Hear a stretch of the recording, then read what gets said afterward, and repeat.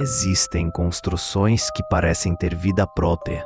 Paredes que, se pudessem falar, gritariam segredos que o tempo tentou apagar. Hoje o nosso caos nos leva para o Rio de Janeiro, para a beira-mar. Quem passa pela orla da Zona Sul, muitas vezes se encanta com um prédio diferente de tudo ao redor. Ele parece um castelo de contos de fadas, com torres pontiagudas, vitrais coloridos e gárgulas de pedra que observam os passantes lá de cima. É uma arquitetura linda, imponente, mas que esconde uma das histórias mais tristes e assustadoras da cidade maravilhosa. Dizem que a beleza daquele lugar foi manchada pela ganância e pelo sofrimento de uma única alma. Uma alma que, segundo muitos relatos, nunca conseguiu ir embora dali. Voltamos no tempo, para a década de 1930. Aquele castelinho era o lar de uma família portuguesa muito rica e feliz.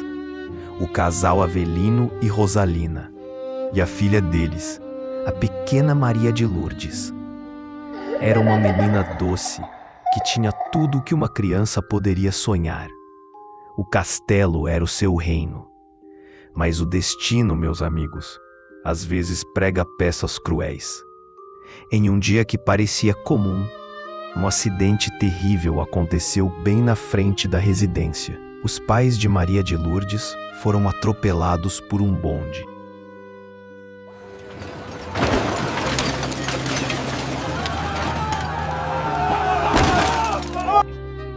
Ali, na calçada de casa, a menina viu seu mundo desmoronar.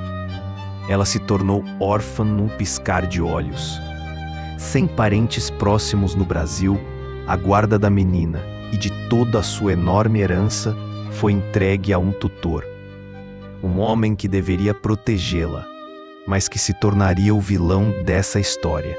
O tutor não tinha amor pela menina, apenas pelo ouro que ela herdou.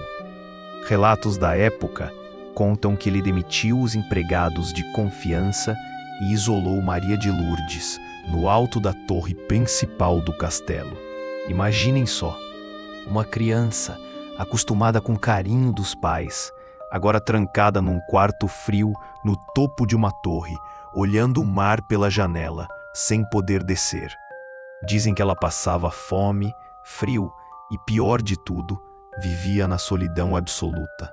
Os vizinhos na época comentavam que ouviam o choro da menina ecoando pela rua durante a noite. Mas o medo e a influência do tutor calavam qualquer ajuda.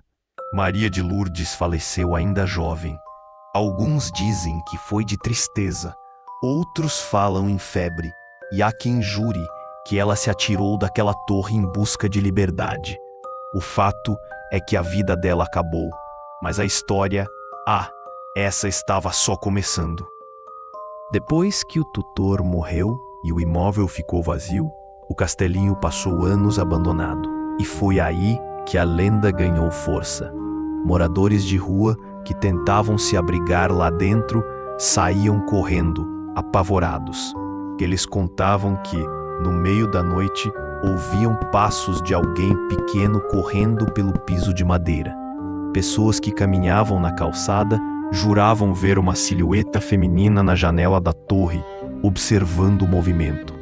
O mais arrepiante, muitos relatos falam de um som específico, não de gritos, mas de uma risada. Uma risada infantil, que ecoa pelos corredores vazios, como se a menina finalmente estivesse brincando no seu castelo, agora que estava livre do seu algoz. Hoje o local foi reformado, é um centro cultural cheio de vida e arte.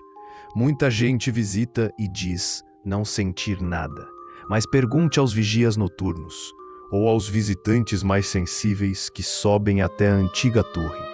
Há quem diga que se você ficar em silêncio absoluto e prestar atenção, ainda pode ouvir o suspiro de Maria de Lourdes, a eterna dona do castelinho, guardando sua casa de frente para o mar.